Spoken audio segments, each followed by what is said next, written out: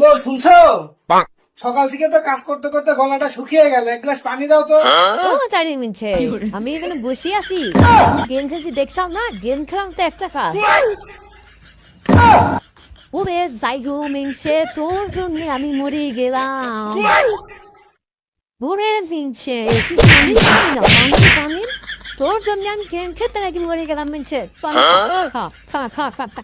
আমি দুঃখে মইরা যাই, আমি লজ্জায় মইরা যাই, আমি দুঃখে মই আর বলেন না ভাই, আপনাদের ভাইও না জানেন আমাকে ছাড়া কিছু বোঝেই না। মানে ও সকাল থেকে দুপুর পর্যন্ত আমি ওকে কোনো কাজই করতে দিই না, আমি নিজে হাত দিয়ে কাজ করি। কি কারণে? ও যদি মনে আঘাত পায়। এ দেখেন না সকালের ব্যাপারটা দেখেন, সকালবেলা ও পানি খেতে চেয়েছে, দেখেন ওর কষ্ট হবে বলে আমি নিজে হাতে তুলে তাকে পানি খেয়ে দিয়েছি। আপনিও না ভাবি? আচ্ছা ঠিক আছে ভাবি, এবং রাকিব বাসায় অনেক কাজ।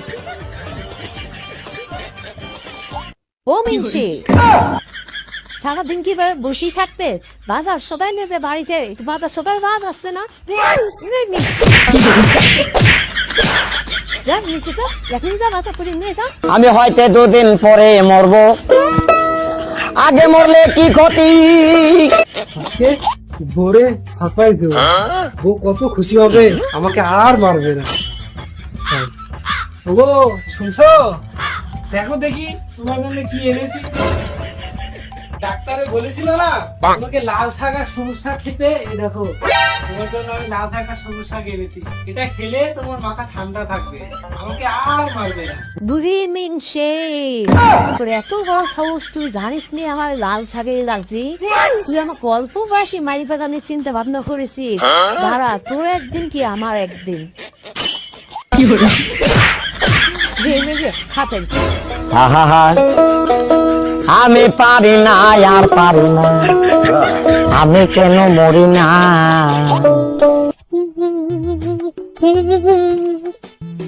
আরে বাপু, তুমি কাঁদছো কেন?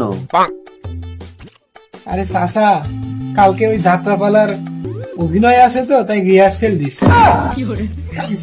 ও আচ্ছা আচ্ছা, রিহার্সেল দাও। ওই বাড়িতে কেউ আছে?